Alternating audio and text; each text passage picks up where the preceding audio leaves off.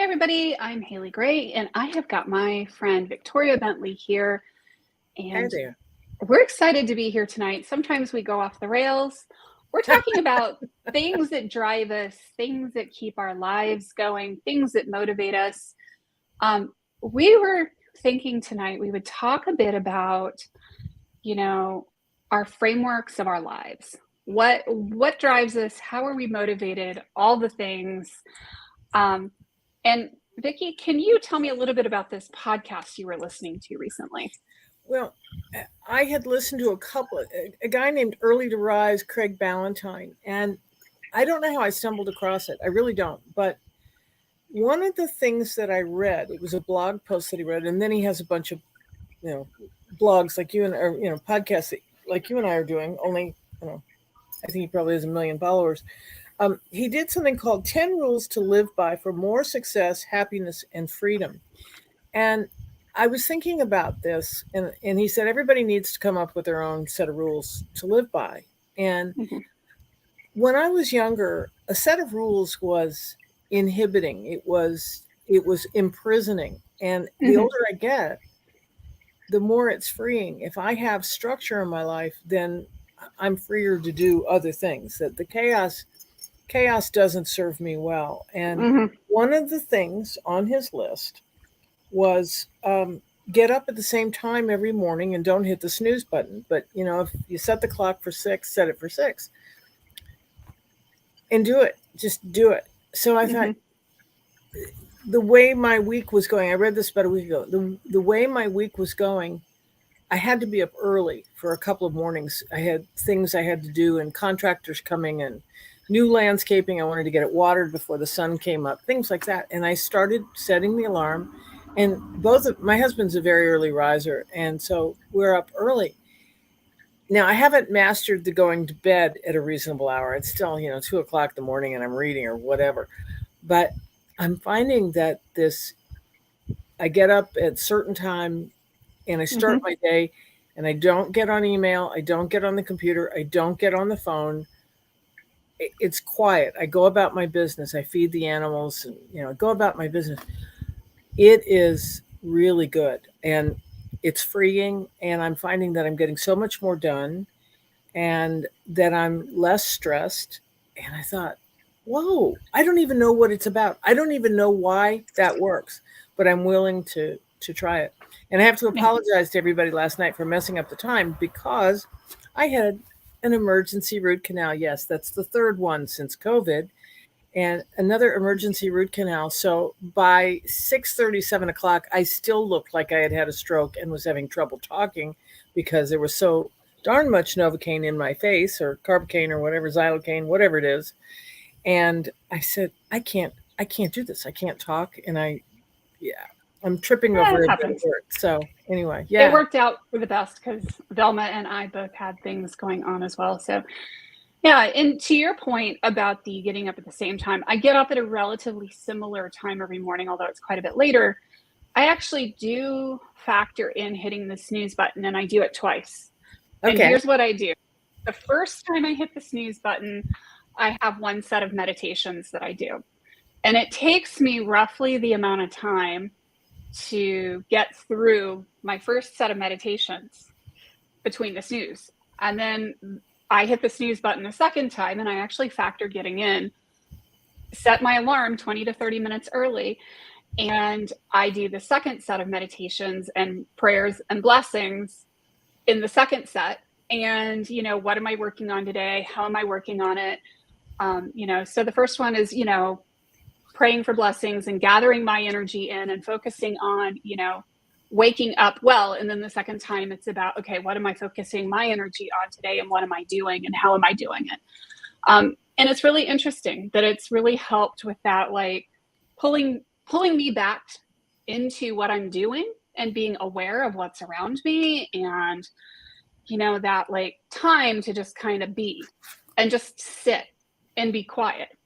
Like you said, getting up and being quiet and going about my day. And then I get up and hit the ground. So I don't know if it's too personal, but could you share what your meditations are and your prayers, how you do this?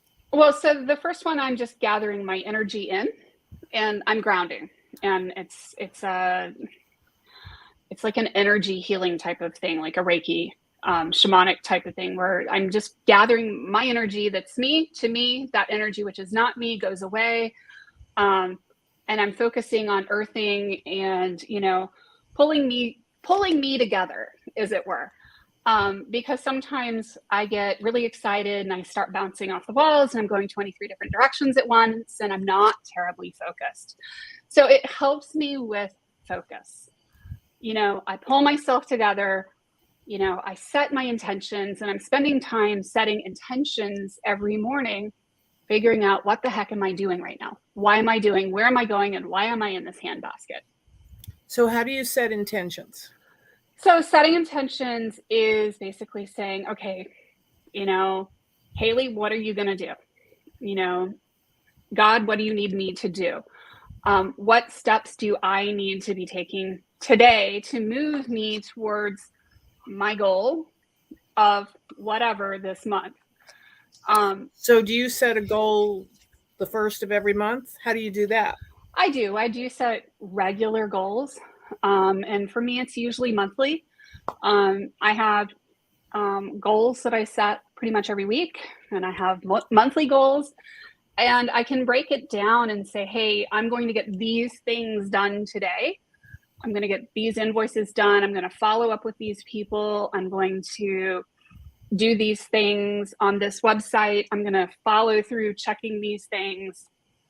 And sometimes just that quiet meditation time really helps me. You know, for instance, if I'm trying to debug a website or trying to figure out an advertising campaign, it allows me to sit there in silence without a lot of things coming at me and pinging at me, and figure out what the heck it is I'm supposed to be doing. It's part of why I like driving too, because I'll go out and I'll drive to Starbucks at least once a day, and it's like a half an hour break for me.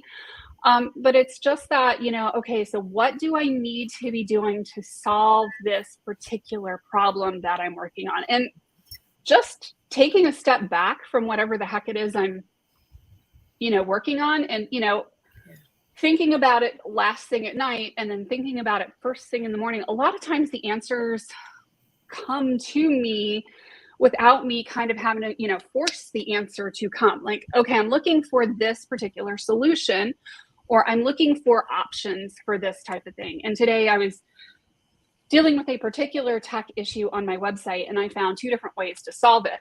And so I went with the lowest hanging fruit one. So do you think it's because you are being intentional that it's coming to you? Absolutely. Mm-hmm. And focused, right? It's that bringing your energy in. I'm focusing on one thing, one set of solutions. I'm not focusing on 23 things, because our brains don't multitask. Oh boy, they sure don't. And people are kidding themselves if they think they can. So on that subject, at church on Sunday, the minister's sermon was weapons of mass distraction. Mm-hmm. And he said that we are presently a people lacking focus. Mm-hmm. That we've got to decide. And then, you know, here was this guy with the 10 rules for your life. It all kind of came together for me. He said, you've got to figure out what your purpose is here on earth, what God wants you to do. And then I've got this guy, Craig Ballantyne, saying, what are the 10 rules that you're going to live by? What is your creed? Mm-hmm. What is your, you know, and I've done things like that with coaches before and in business and workshops and seminars, but I had a rather pragmatic career or two, you know, that mm-hmm. it wasn't particularly touchy feeling. It was, but I find that this is really important and this really helps me. And the power of focus, you know, people are saying action, action, action. Well, it's hard to take action if you don't have a focus. And like, well, take action doing what? Where am I supposed to go? What am I supposed to do? Let me just throw things at the wall and see what sticks. Right. And if you have a focus in a direction and you know what your purpose is and you are intentional, oh boy, does that action step come to you. It's like, I should be doing X. Well, and the other thing too is that you're removing distractions. You're removing 23 things going on in your head. So for me, it's that 20 minutes to focus on what am I doing? What am I trying to solve? gives me a lot more traction than just sitting in front of the computer playing on Facebook or whatever. And just being keenly aware of that and having that structure in my life. I have oodles of structure. And here's the thing that's actually kind of paradoxical about the amount of structure that I have in my life, is that I have time blocked every day for me to feed the dogs, take them to the dog park, cook dinner for my family, do those things. Literally put it in blocks? Oh, I do. Okay, like I have we a schedule in our master group. Mm-hmm. Yeah, I literally have a schedule where I know, at 5:05, I'm basically rolling out of here because the dogs got fed at 4:55. And then I know that I'm going to be at the dog park until 6:30 when I'm going to try to catch Amy for 10 minutes. And then it's going to be, get home by 6:45. And, it's going to be that kind of a thing where, plus or minus a few minutes. And a lot of times people are like, oh my gosh, that's so constricting. And I'm like, actually, it's kind of liberating because I don't have to think about what I'm doing next. Very much so. That's how you and I started this conversation, that the rules are not here to imprison us. They're here to free us up, because if we know what we're doing and when we're doing it, it takes the stress off our brain to figure things out. We know what we're supposed to be doing and when. And so the downtime is the really creative time that things then percolate up to the surface of, oh, hey, I hadn't thought about that, or here's the solution. I had a father who was, I think, really one of the brightest people I've ever known. And one of the things he had was an eidetic memory. Anything he read, he could say, yeah, on page 63, and third paragraph down. He was like that. I have a little bit of that, but it's a very interesting phenomenon. But he was a guy who and he said he was like this his whole life. If he had a problem, he had to design a machine, or he was an engineer, he was a physics engineer, and he had to figure out a solution. He would write it down, because I found a lot of his notes. It was not something that we talked about so much, but I found his notes after he died. He would write it down and he would talk about it. He would bounce it maybe off of someone else. But what he told me was that he usually dreamt the solution. He would have dreams at night saying, Bill, you need to A, B, C. First do this, then do that. And he said that the solution would come to him. And it's just amazing. And I believe it's because he was so structured and so disciplined that was where his brain just did its thing. I thought it was very cool. Yeah. And there's a lot of times for me where it will just be there in the morning. Right. And I mean, there's a lot of studies that basically show that our brains, when we're asleep, are processing our days and whatnot in the background while we're sleeping. We never really sleep. And, data collection and, data cleanup. And I think that that's kind of an important thing. And, to me, part of the thing too with like structure is that it eliminates decision fatigue. So I'm not having to think so hard. I know if I get up at X time and I do this and this and this and this and this, and I limit my appointments to these times and I do these things, I know what my day is going to look like. And a lot of people are like, oh my gosh, you must work, 18 billion hours a day. Y'all, what you don't see is the fact that I cut off my computer at 4:55 to feed the dog, to take her to the dog park. And I just got back on my computer because I've been having family time. And that's part of the structure, the take the dog to the dog park, come home, eat dinner, take the dogs back out and walk them one more time so that we don't have any accidents in the house. And it's not just decision fatigue. It's, cell phone fatigue, and it's iPad fatigue, and it's social media fatigue. Oh my word. One of the things this guy said is 2 hours before he goes to bed, all technology gets turned off. The best thing you can do is read a biography at that time of night. You don't want the super stimulus coming at you, the violent movie, or, a lot of the little games that dopamine you up. You want to settle down. And I thought that was very interesting because, we're so used to that now.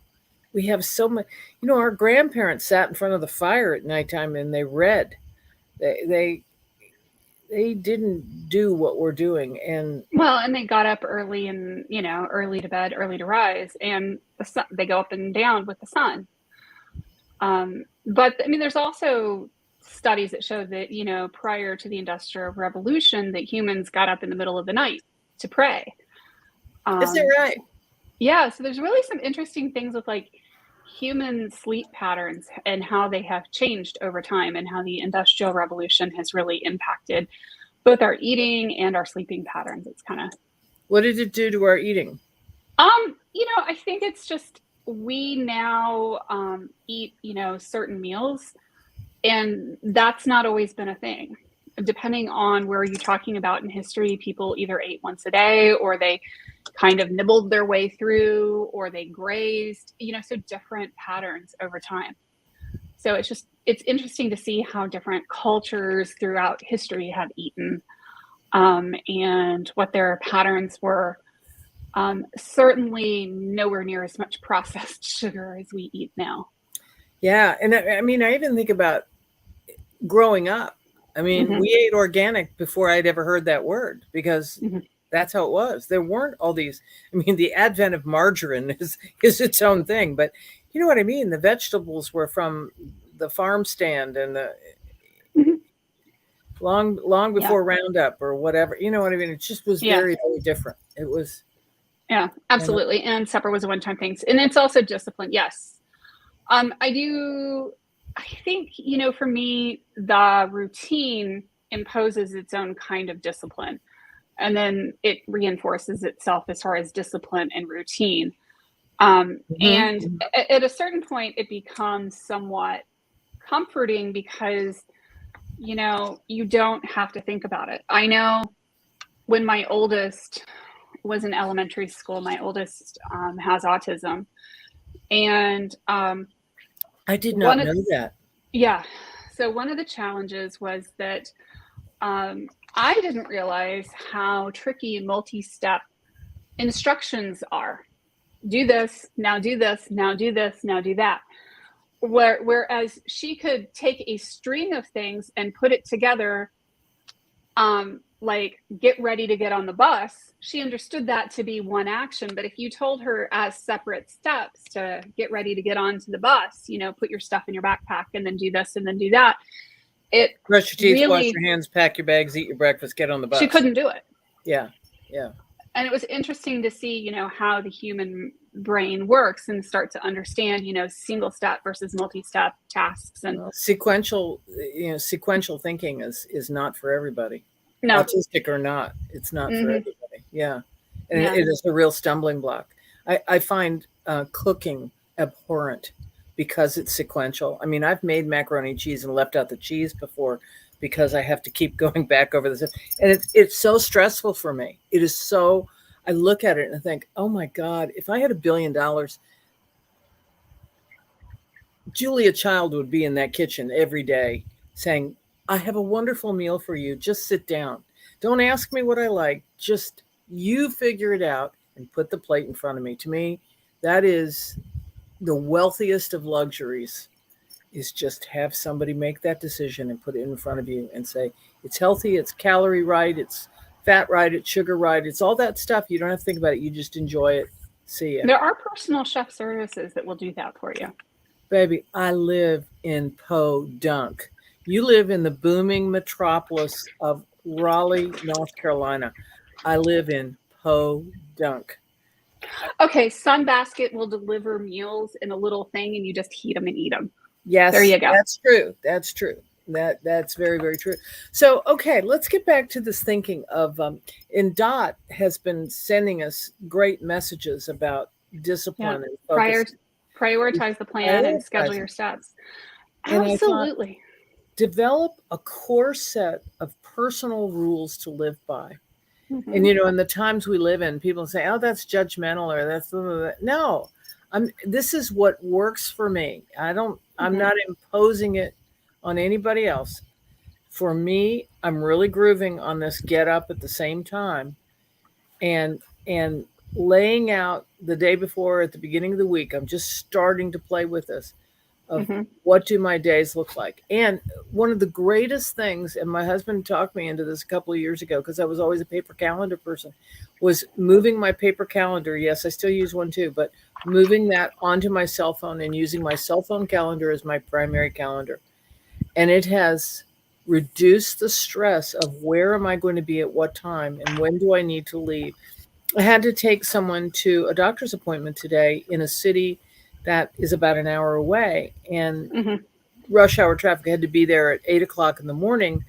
That means you got to leave here at about 6 because of rush hour traffic. And I thought having to decide that was easy now. It's like it's on the calendar. Boom, leave my house Mm-hmm. at 5:30, pick her up at 6, be there by, and it was great. It started.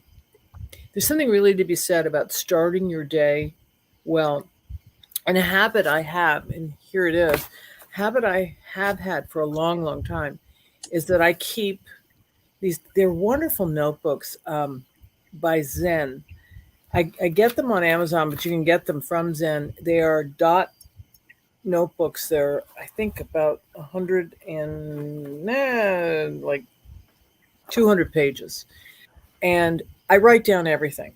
I mean, my lists are in here, my to dos, my send notes to, Mm-hmm. my précis for my day, my project outlines, my, what do I have? And it just, uh, this is how I run my life. And it has been so freeing to me.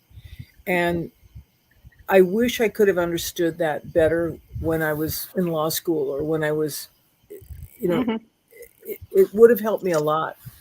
But um, Yeah, I do this. I do something pretty similar. I have a Google Calendar, which my husband and my children have read write access to, and certain people on my team have read write access to. So I have one Haley calendar. There is one true Haley calendar,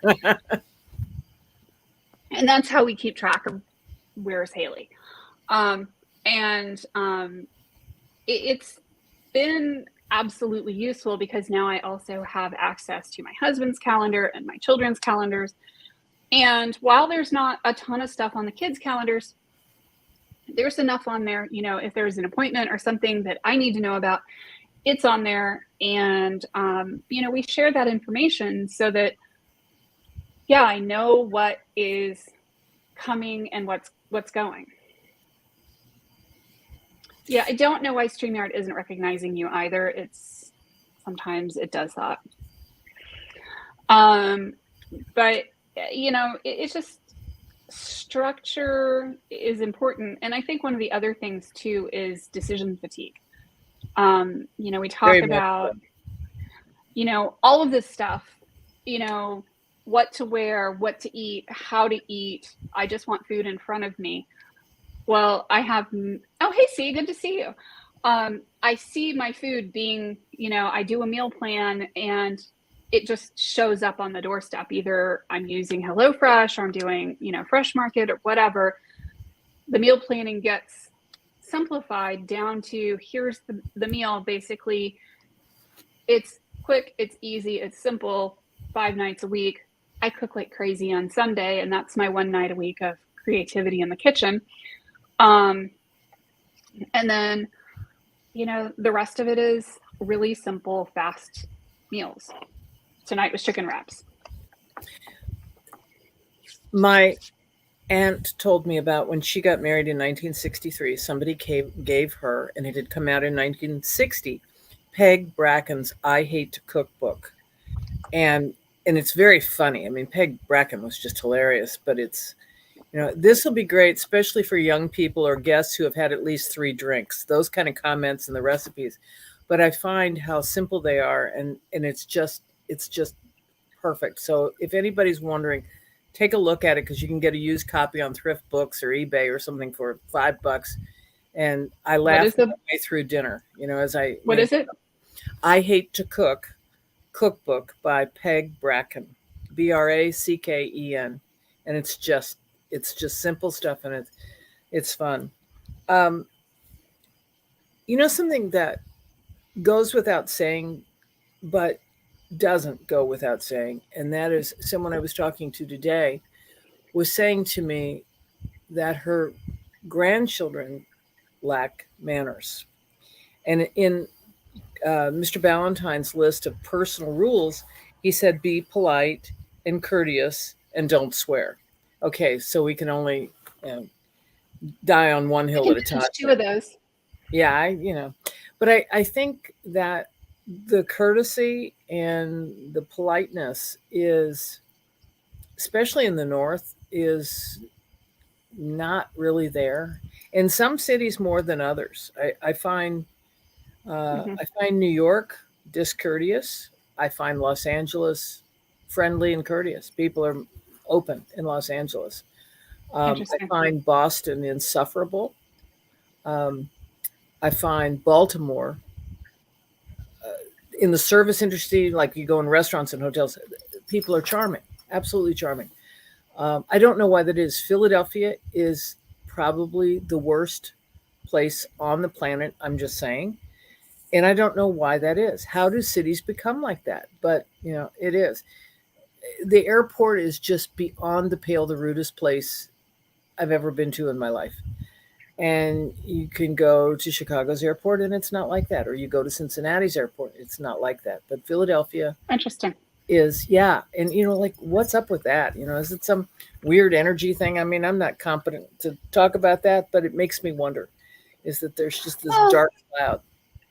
I do think that there is, that actually brings up an interesting topic for me because especially in the online space, people lose that humanity sometimes.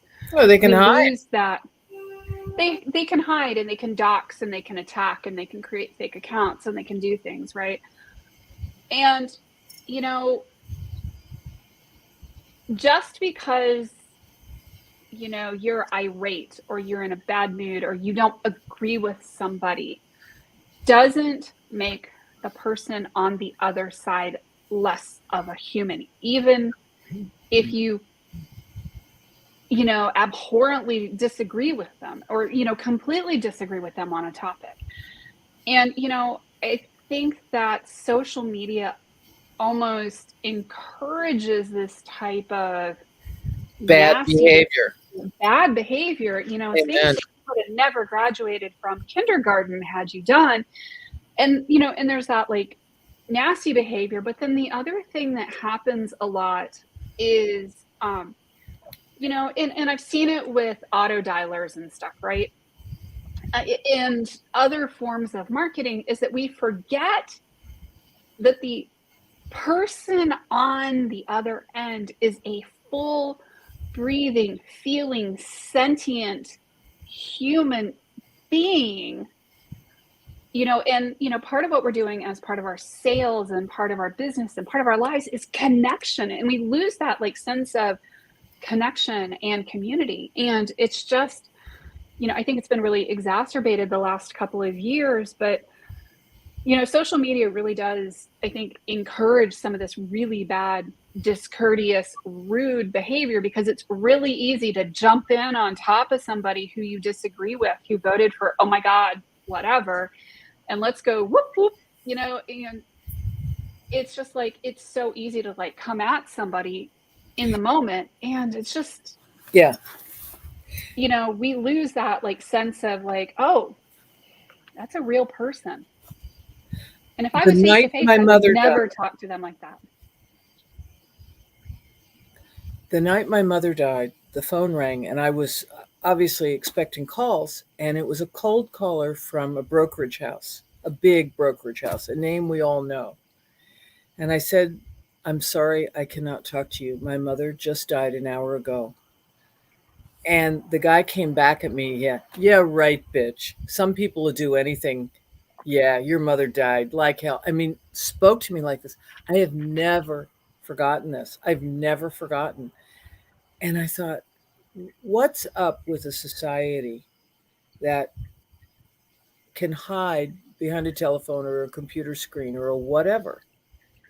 Mm-hmm. And behind a device. Yeah, and people become monsters. It's saying a lot for the society that we no longer value children, we no longer value babies, we no longer value the elderly, we don't value animals. Although that being said, you look at how people value animals over humans. I mean, how it's just beyond unbelievable to me, and that's another issue. Well, and I don't think we value each other as thinking, feeling human beings I agree. in this world, and that you have a right to your opinion, even if I disagree with you. Everybody has a right to their opinion, and some opinions I just don't want to be in the same room with, and that's okay. I just Right. not in the same room, and Mm-hmm. that's life. That's just life.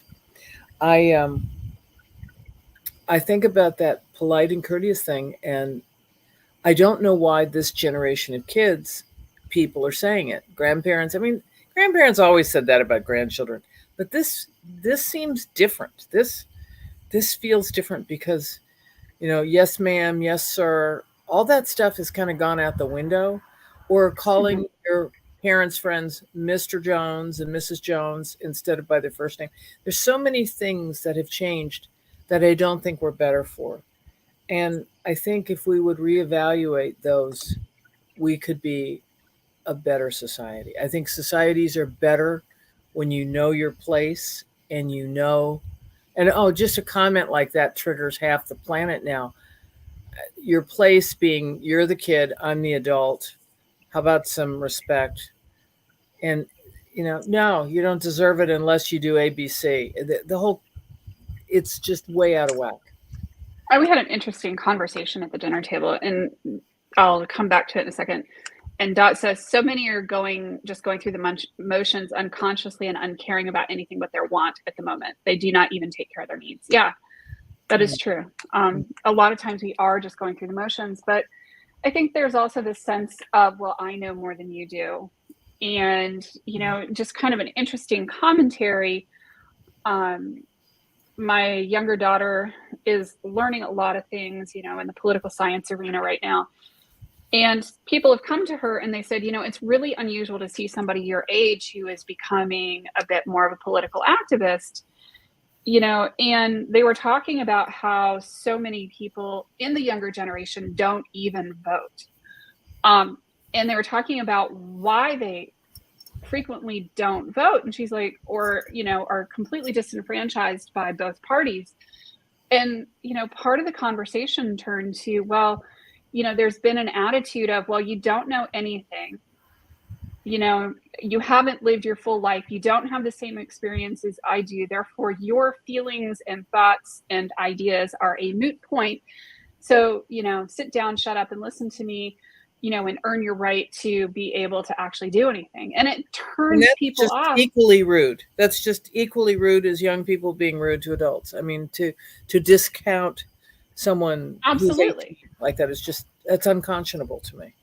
Right. Well, and to me, it is absolutely unconscionable. And I mean, it disenfranchises a lot of people. And, and the reality here is that, our country, our culture needs people who are public servants at every single level of administration and government and, police and teachers and firefighters and, people who run city hall and all of these things. And if we turn off an entire generation because they don't have the right experience or their thoughts and feelings aren't valuable, then we're losing people right out of the gate.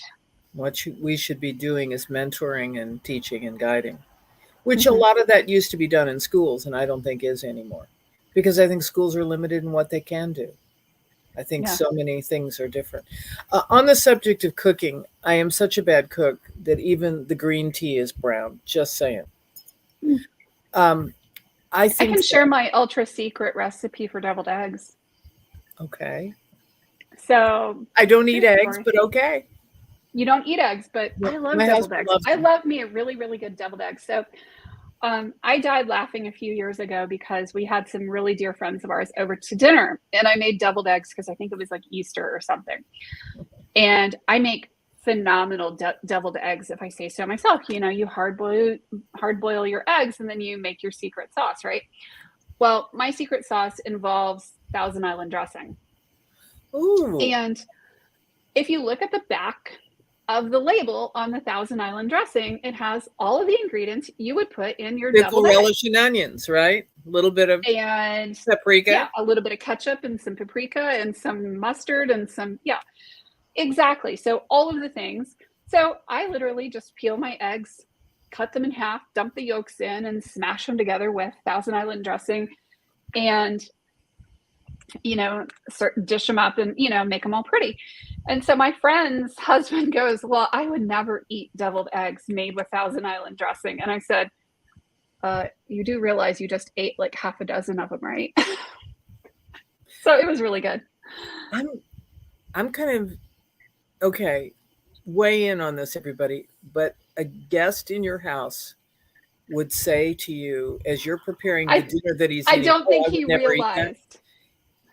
He didn't realize what was in it. Well, So then he's learned not to stupid. say anything about you're I don't eat such talking and about such.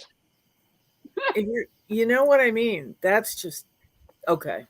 Well, hey, It was a really funny moment, when I served him exactly what he said he didn't eat. Because he's like, "Oh, I love deviled eggs. I just never have them with, I would never eat them that way." You do realize that's exactly how I just made them. good for you. So that's my top secret recipe for deviled eggs. Try it. I'm going to try it. And okay, what kind of Thousand Island dressing do you buy?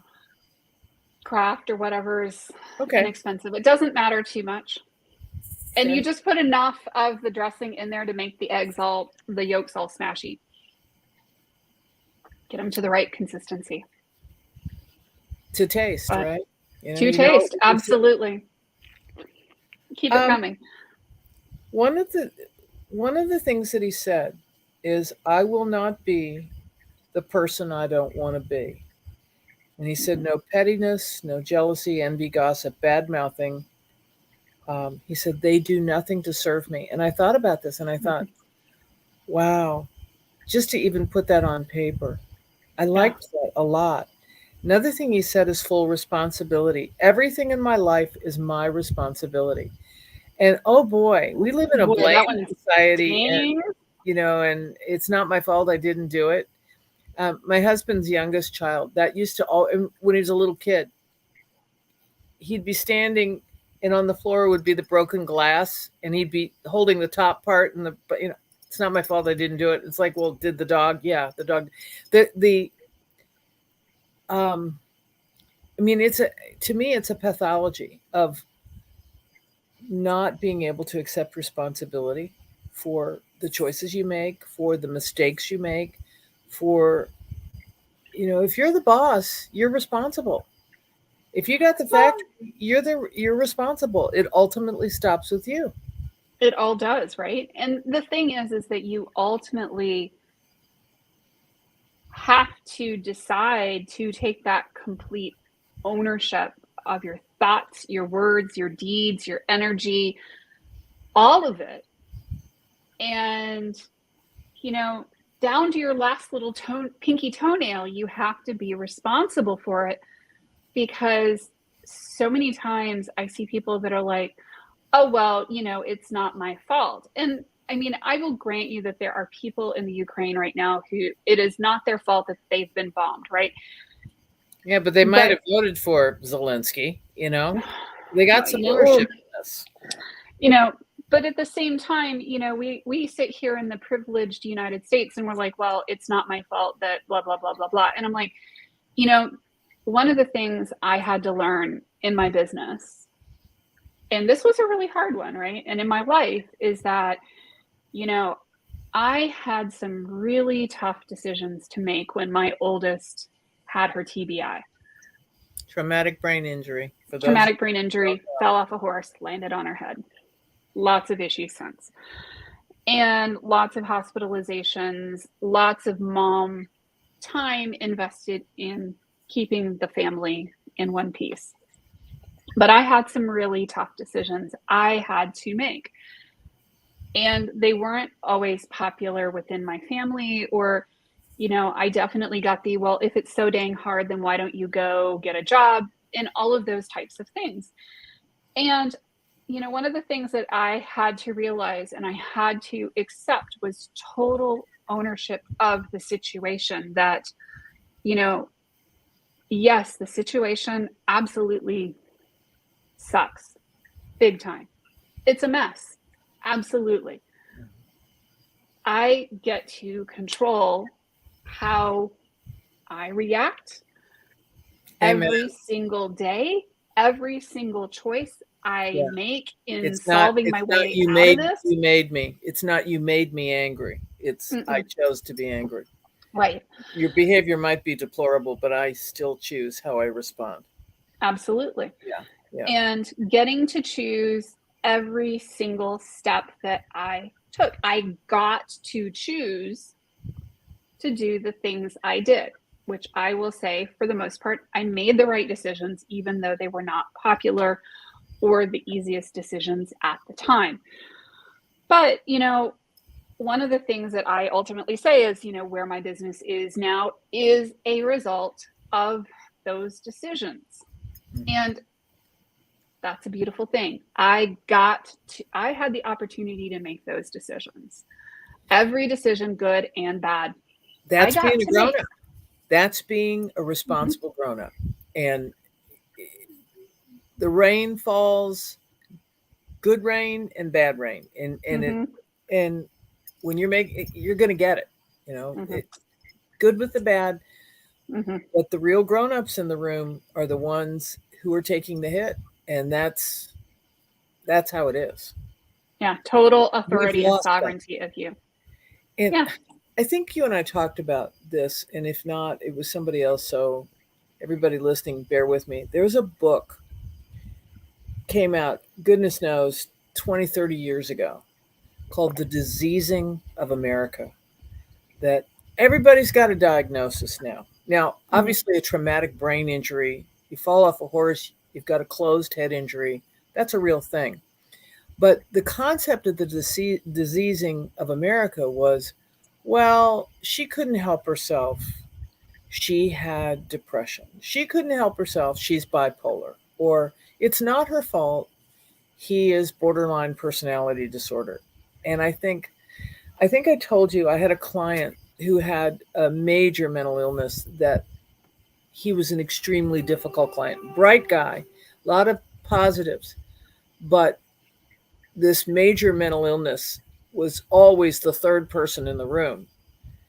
And one of the things in working out custody is I needed to be able to talk to the psychiatrist to make sure that the blood tests were being done and, is he taking his meds, all that stuff before he saw the kids. And I told him what my problem was. And he said, Victoria, never forget that two things can be true at once. He can be bipolar 1 and an asshole. And this guy's really an asshole. And I thought about it and I thought, I wasn't assigning any understanding or volition or choice making to the guy, which was really doing him a disservice. I was saying, oh, he's too ill to think or be responsible. And it wasn't true. He still could choose to be polite or impolite. He could still choose to be courteous or discourteous. And it had nothing to do with the fact that he was mentally ill. Mhm. And that was such a He could lesson. choose to take his medication or not take his That's right. medication. He could That's make a right. and there's a lot of decisions that we act like we don't have the freedom to make. You know, I could choose to drink Starbucks tonight or not choose to drink Starbucks tonight. It's just Mhm. there are so many decisions that we act like maybe we don't have the total decision to make. And yeah, for me, part of my weight loss journey was deciding that yes, I got to choose what we were going to eat and how we were going to eat it every night. That's And what was going to be served. And that remains the case. so where we started, we're kind of ending up with, which is take back your life Mm-hmm. because it's on you. You have full responsibility, and it's imperative that you realize this so that you can be happy and live a full life. Otherwise, you're Mm-hmm. always going to be a victim. Yeah, absolutely. And your diagnosis doesn't define you. You know, Amen. Amen. whether it's physical or mental or whatever, or whatever challenge you have does not define you. Your past doesn't define you. And you get to decide what you're going to do about it and how you're going to do about it. And, here's the other piece of that. People might feel briefly sorry for you because of X, Y, or Z situation. In my case, oh my gosh, you poor thing. You've got a kid with a TBI who's been bopping in and out of the hospital, et cetera, et cetera, et cetera, et cetera. But at the end of the day, it's not going to motivate them to buy from me. And in fact, it may send them away. So, that, complete ownership of, yeah, I've got this stuff going on, and it's my choice on how I handle it. And I think that grown-upville that we're talking about here is really what's driving me, as our podcast is talking about, is what is my responsibility? Well, a lot. And how do I choose to speak to people or treat people? I mean, manners are free, right? And how do I choose to manage the blocks of time? And all of it goes for a better life and better relationships. So, yeah. I get to decide, sleep, mostly how I eat, how I spend my time, how I worship, all of those things, my energy, my reactions, all of those things are in my control. Yeah. It's amazing. It is. I'm really glad we had this talk today. It was fun. Thank you so much for joining me tonight. Thank you guys for commenting. Thanks, C and Dot and everybody. Love y'all. Try my deviled egg recipe. You'll love it. Have a great night. Bye. Good night, everybody.